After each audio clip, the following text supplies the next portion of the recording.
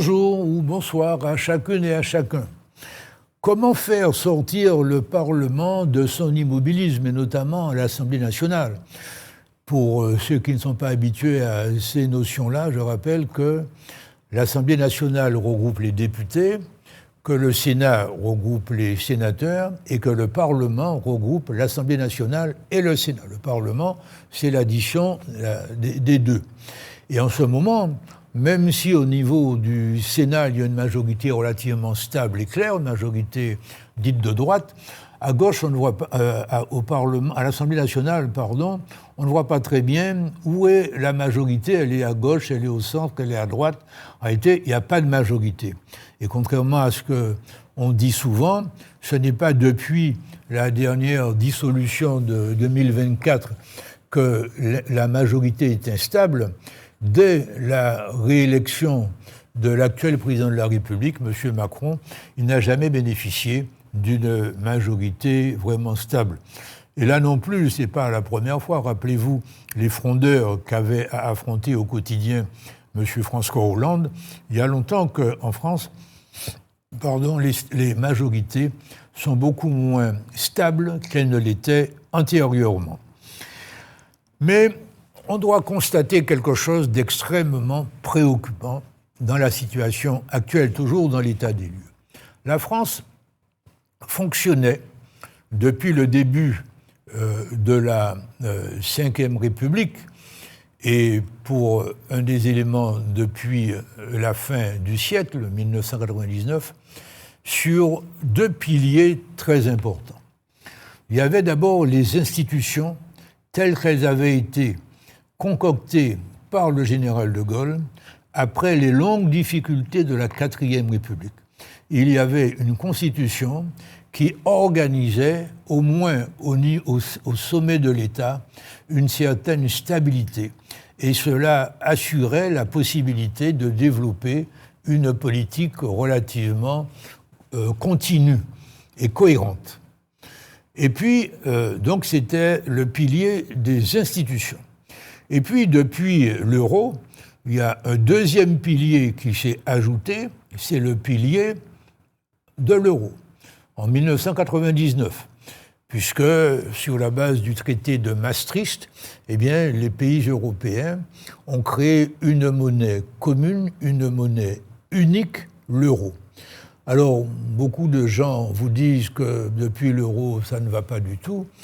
L'euro est un signe de progrès économique et financier considérable. D'ailleurs, ceux qui voyagent savent que l'euro a un poids beaucoup plus important que le franc antérieurement, et ça donne une crédibilité à ceux qui portent cette monnaie que n'aurait pas la crédibilité de chacune des monnaies distinctes de l'euro. Donc, ces deux piliers-là ont assuré à la France une vie relativement convenable. Même s'il y a encore beaucoup de problèmes à régler, ne rêvons pas. Eh bien, un de ces piliers, à savoir les institutions, est maintenant en grande difficulté, pour ne pas dire davantage. C'est-à-dire que nous avons le fer de lance de la Constitution, à savoir le président, qui n'a pas de majorité, qui ne parvient pas à en avoir. Il n'y a jamais eu autant de ministres sous la Ve République que depuis la présidence de l'actuel président. Les gouvernements changent tout le temps, les ministres changent tout le temps. On a des gouvernements de 35 ou 40 ministres, ce qui est une pure aberration compte tenu des difficultés financières de la France, mais qui s'explique par les problèmes qu'on a à l'Assemblée nationale. Parce que quand vous dépendez d'une petite majorité à l'Assemblée nationale, ceux dont vous dépendez se font payer. Et ils se font payer comment ? En poste ministériel. Ils vous disent, je vous apporte mes 30 ou 40 voix à l'Assemblée nationale ou 60 voix, mais il faut que nous ayons 2, 3, 4, 5 postes de ministres. Alors chacun des petits groupes faisant ça, on se retrouve avec 35 ou 40 ministres, ce qui est quelque chose de tout à fait particulier. Donc, on a un président qui n'a pas de majorité, on a une Assemblée nationale dont la majorité varie tout le temps. Alors il y a des majorités par projet, mais quels sont les projets en question? Ce sont des projets pour l'avenir de la France ou des projets pour l'avenir des élus qui veulent pouvoir dire à leurs électeurs aux prochaines élections, voici ce que j'ai obtenu pour X ou pour Y. Mais globalement, il faut bien dire que les institutions de la France, aujourd'hui, ne fonctionnent pas du tout comme elles ont fonctionné au cours de ces dernières années. Quant à l'euro, l'euro garde sa valeur et son intérêt, mais si demain, la France n'arrive pas à rétablir ses équilibres fondamentaux, eh bien, les autres membres de l'euro vont être amenés à imposer à la France un certain nombre de mesures de rééquilibrage qui risquent de faire très mal. Donc, même l'euro ne suffit plus à garantir la situation des Français. Pourquoi l'euro a donné un grand répit par rapport à la situation antérieure? Avant, lorsque c'était le franc qui régnait en France, le mark en Allemagne, la lire en Italie, etc., eh bien, chaque pays avait sa propre crédibilité. Et ceux qui devaient prêter en francs aux Français, eh bien, s'attachaient à connaître la crédibilité de l'économie française seulement. Et si l'économie française leur paraissait crédible, à ce moment-là, ils prêtaient sans difficulté. Mais si au contraire, eh bien, l'économie française ne leur paraissait pas crédible, eh bien, ils ne prêtaient pas. Et ça débouchait sur des dévaluations. Lorsque, dans les années 80, il y a eu des mesures vraiment très onéreuses qui ont été prises par le gouvernement de M. François Mitterrand, eh bien, il a fallu faire 2 dévaluations. Avec l'euro, on n'a pas le risque de dévaluation, puisque c'est une monnaie qui est assise sur une population, une économie de 400 millions d'habitants, avec dans certains de ces pays une industrie très costaud. Et donc, ceux qui ont de l'euro ou des créances en euros savent qu'ils sont en face d'une puissance économique réelle. Et c'est ce qui a conduit la France à s'endetter beaucoup. Que si la France avait fait la politique économique qu'elle fait aujourd'hui en n'étant pas dans la zone euro, il y a longtemps que les dévaluations imposées par les marchés financiers l'auraient obligé à avoir une politique économique un peu plus sérieuse. Parmi les difficultés que nous connaissons aujourd'hui, il y a la croyance, qui pour ma part me surprend beaucoup de nos dirigeants, notamment les dirigeants de l'économie, qu'en distribuant du pouvoir d'achat, on va rétablir la croissance en France, rétablir l'économie, etc. Mais la croissance en France aujourd'hui, elle est d'à peine 1%. Est-ce que c'est en distribuant des allocations nouvelles, des subventions nouvelles, qu'on va faire redémarrer la croissance? C'est une pure erreur, pour ne pas dire une pure absurdité. Compte tenu de la difficulté de l'économie française et de l'agriculture française notamment, mais aussi de l'industrie bien entendu, mais de l'économie au sens large, il y a une capacité de production qui est faible. L'agriculture française avant exportait, maintenant elle importe. L'industrie française n'exporte plus grand-chose, il faut le dire. Donc ce pouvoir d'achat, quand les ministres vous disent qu'il faut rebooster la consommation, mais sur quels biens vont se porter les nouveaux euros qu'on va distribuer? Ils vont se porter sur des biens fabriqués en Chine, ou en Inde, ou au Vietnam. L'économie française n'y trouvera rien du tout pour créer de nouveaux emplois. Or, la création d'emplois avec la recherche, c'est les 2 piliers d'une économie qui se porte bien. Aujourd'hui, le chômage est 50% plus élevé en France qu'il n'est dans les pays de l'OCDE. Et le chômage, donc, est très important. Et puis, les dépôts de brevets n'ont jamais été aussi peu nombreux, de même que le niveau de nos enfants dans les écoles, dans les collèges, dans les lycées, ne cesse de dégringoler comparativement au niveau observé dans la plupart des autres pays. Donc, parler de relancer l'économie en boostant la consommation, c'est une pure vue de l'esprit. Mais dans l'état des lieux, je veux partager avec vous une réflexion qui va un peu plus au fond des choses que le fait de dire qu'il faut relancer la consommation. Vous avez une école en France, à Paris, à la rue Saint-Guillaume, qui s'appelle Sciences Po, Institut d'études politiques, communément appelé Sciences Po, dont je suis un ancien élève, accidentellement. Ce pays qu'est la France a formé et continue à former à Sciences Po beaucoup de ses dirigeants, plusieurs présidents de la République, plusieurs premiers ministres, un grand nombre de ministres. La plupart des hauts fonctionnaires sont passés par Sciences Po Paris. Et en tant qu'ancien élève, j'ai reçu il y a quelques semaines des documents me demandant d'aider naturellement l'école. C'est une école qui fait des dépenses relativement importantes, qui a toujours besoin d'aide. Et accompagnant ce dossier de demande d'aide à un ancien élève, est exposée la vision de la nouvelle direction de Sciences Po sur la manière dont elle va former les milliers d'élèves qui lui sont confiés pour 5 ans, 5 ans d'études maintenant.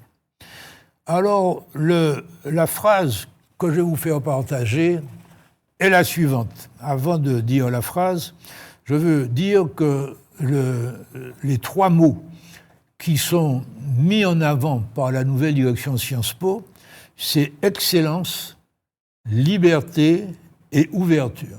Excellence, on voit bien, liberté, on va y revenir, et ouverture, on voit bien, aussi bien sociale qu'internationale.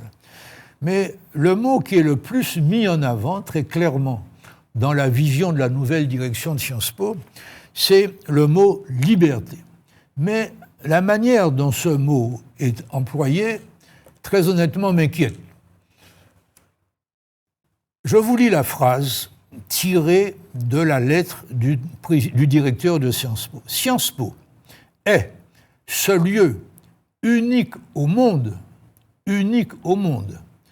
où notre vocation à l'excellence académique s'allie à une détermination quotidienne à placer la liberté au cœur de notre projet.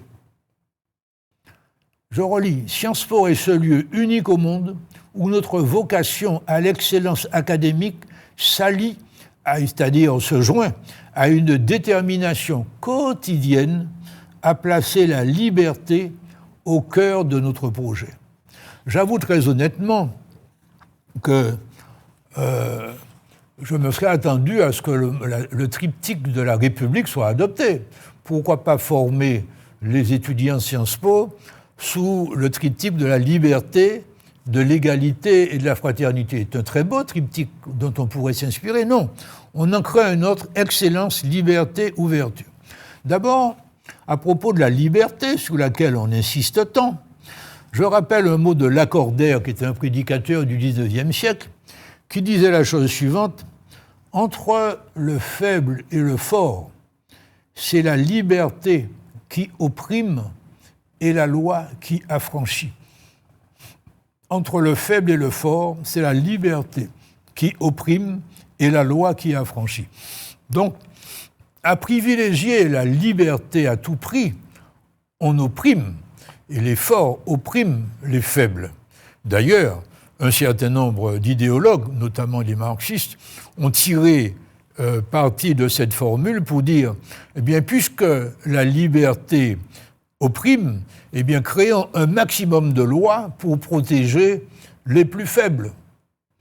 Ça peut se comprendre. Le seul problème, c'est que quand, comme en France, on a créé des milliers et des milliers de lois, de décrets, d'ordonnances, d'arrêtés, etc., eh bien, seuls les forts s'en sortent, parce qu'ils sont les seuls à pouvoir se payer les avocats qui leur permettent d'interpréter ce fatras invraisemblable à leur avantage. Mais tournons la page. Alors, quand on insiste autant sur la liberté, sans que le mot de responsabilité y soit joint très rapidement, je tends l'oreille. Et je regarde un petit peu plus loin.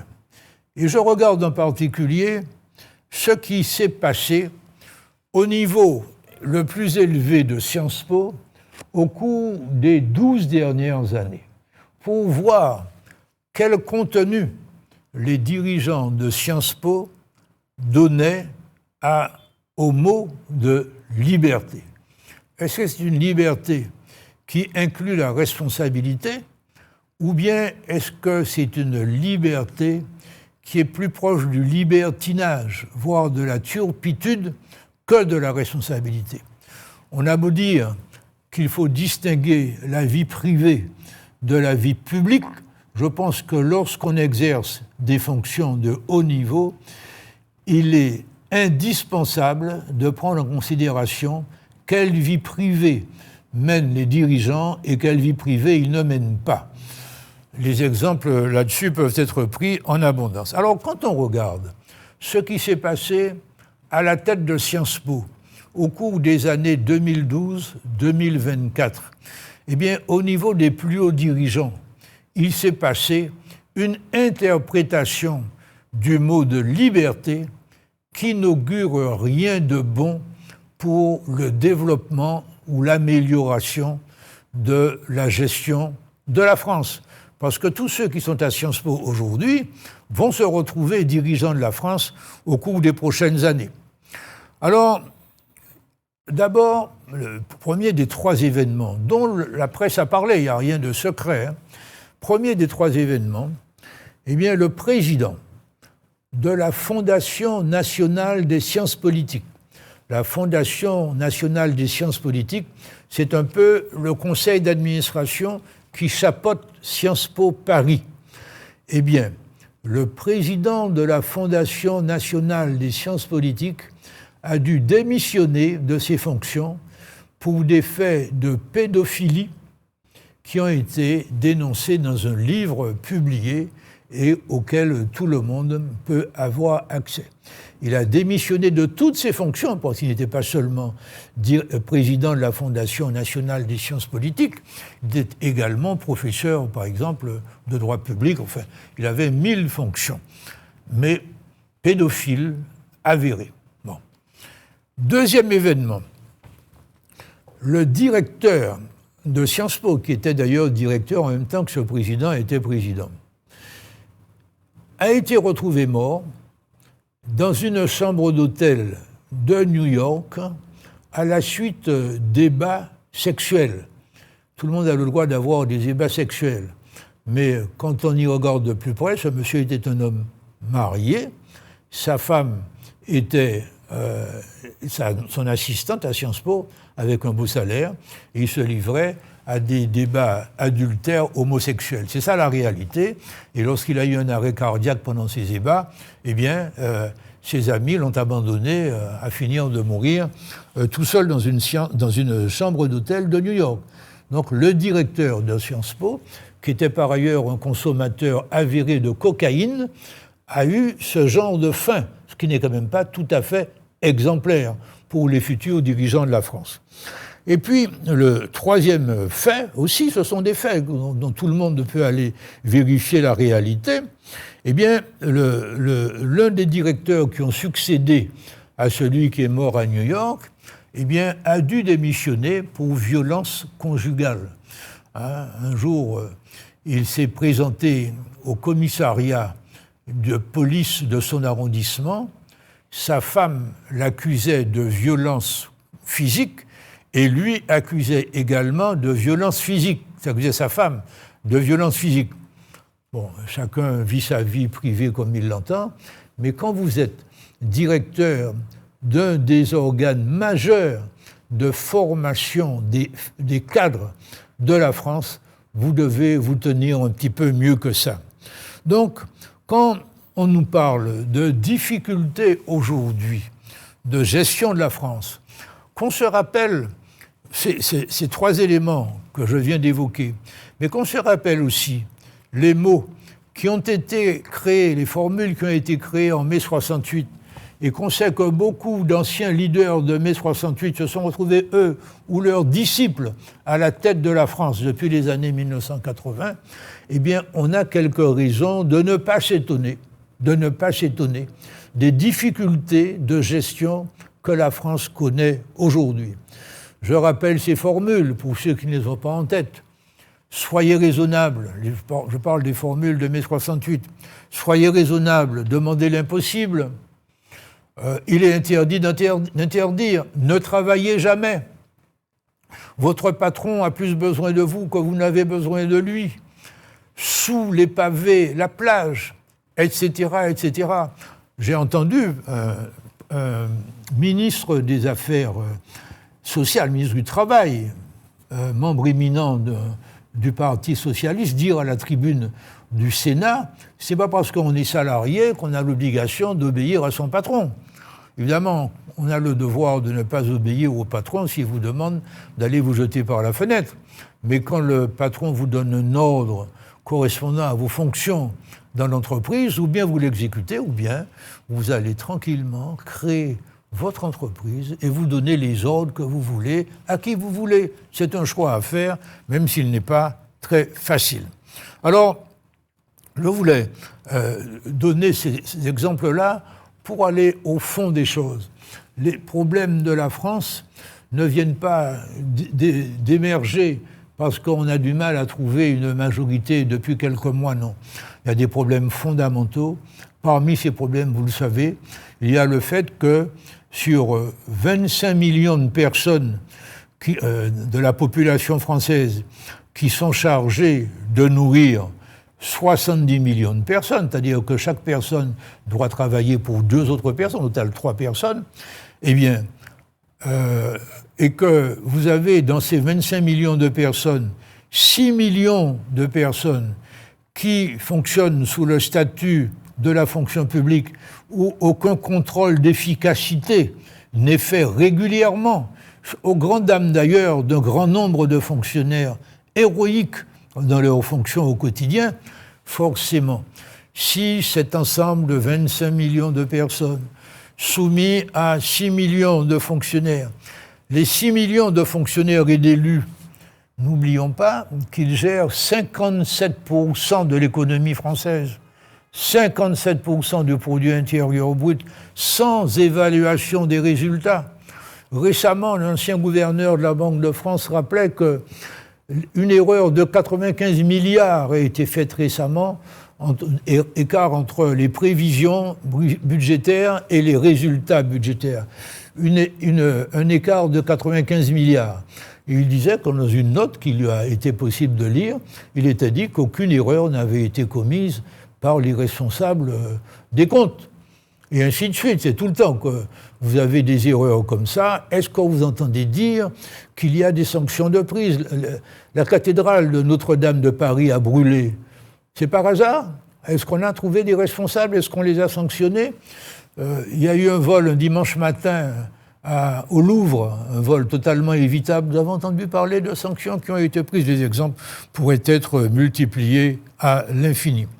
Donc, comment faire quand on veut résoudre ces problèmes-là? Il faut d'abord avoir le courage de les identifier. Quand un militaire est en campagne, il faudra d'abord identifier l'ennemi, ensuite regarder ce qu'il utilise comme arme, et puis après passer à la contre-attaque. Eh bien, il faut d'abord identifier ces mots-là que tout le monde veut cacher. Alors on nous parle en permanence des retraités. Tout le temps, on vous dit il faut qu'on prenne acte du fait que les Français vivent de plus en plus longtemps, etc.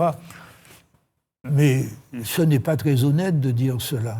Dans notre système de retraite par répartition, il faut qu'il y ait un équilibre économique, financier, monétaire, un équilibre en tout cas en termes d'argent entre ceux qui cotisent, c'est-à-dire ceux qui travaillent, et ceux qui sont à la retraite, qui ne travaillent pas. Aujourd'hui, le problème des retraites en France tient au chômage et tient à l'inefficacité du secteur public.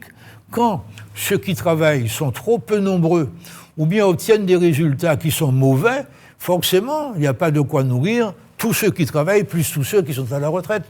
Il faut avoir la lucidité de tirer cette conclusion-là de la situation. Alors, il ne s'agit pas de voter encore de nouvelles lois, il ne s'agit pas de charger encore l'âne en lui mettant des poids supplémentaires sur le dos.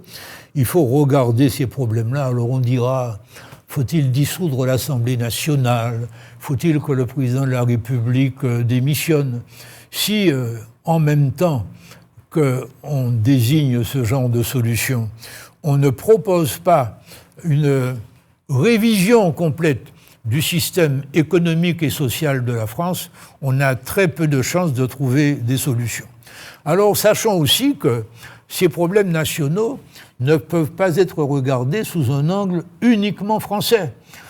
En ce moment, des bouleversements énormes sont en cours du fait des actions du nouveau président américain. Les autres nations, les autres grandes nations, comme la Chine, comme la Russie, on nous a beaucoup menti, on continue à nous mentir sur l'Ukraine. D'autres nations, comme la Chine, comme l'Inde, comme la Russie, comme le Brésil, sont en train de revoir leur fonctionnement et leurs relations internationales au détriment des nations occidentales. La France fait partie des nations occidentales, la Martinique fait partie de la France, et nous avons naturellement à nous préoccuper de ce qui se passe en proposant des solutions qui soient de fond. Alors, en ce qui nous concerne, de manière très modeste, on parle ces jours-ci du Rhum. Il faut naturellement continuer à se battre et être reconnaissant à nos parlementaires qui le font pour que le rhum ne soit pas davantage taxé, même si ce n'est pas une bonne chose de boire trop de rhum. Mais la défense de nos intérêts à nous Martiniquais ou à nous Guadeloupéens n'est pas suffisamment organisée parce qu'elle ne tourne pas autour d'un projet, autour d'un plan, autour d'un programme. Et nous sommes tout le temps en train de réagir à tel dossier, à tel autre dossier. Et au total, la situation pour nous ne cesse de se dégrader. Puisqu'il faut faire des économies, proposons que le ministère de l'Outre-mer, ministère des colonies, qui se trouve rue Oudinot, soit supprimé et qu'il soit remplacé par un pôle France entière, il faut appeler ce pôle-là comme ça, c'est-à-dire des correspondants dans chaque ministère pour que les décideurs, des correspondants outre-mer, pour que les décideurs nationaux ne continuent pas à oublier que la France, ce n'est pas seulement l'Hexagone, c'est-à-dire le bout extrême de l'Europe.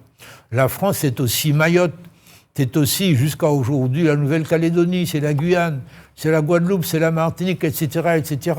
Il y a plus d'une dizaine de territoires d'outre-mer qui donnent à la France une force, une crédibilité internationale qu'elle n'aurait pas sans ces territoires. Alors, réduire l'outre-mer à un petit ministère sans aucune influence, même si on met à sa tête, comme c'est parfois le cas, un ministre d'État, ce n'est pas la bonne solution. Il faut demander à chaque territoire d'avoir son propre plan, son propre projet, et que ce plan, ce projet, soit discuté avec les autorités nationales et appliqué avec l'accompagnement des autorités nationales. Ces autorités nationales ne savent pas quoi faire de l'outre-mer, parce que leur carrière politique ne se joue pas en outre-mer. Donc, elles ne demandent qu'à nous accompagner. Si au lieu de les bouder systématiquement, sans aucune alternative sérieuse, on disait, bon, nous sommes, comme l'ont voulu nos dirigeants de 1946, nous sommes, notamment Aimé Césaire, nous sommes une partie de la France, et notre vocation n'est pas d'être marginalisés. Notre vocation, c'est d'une part d'être exemplaire chez nous, dans le cadre de la décentralisation, et d'autre part, de féconder la France, de féconder le monde de notre culture métisse, sans aucun complexe et sans aucun handicap psychologique dans la tête. Merci de votre écoute. À un autre soleil.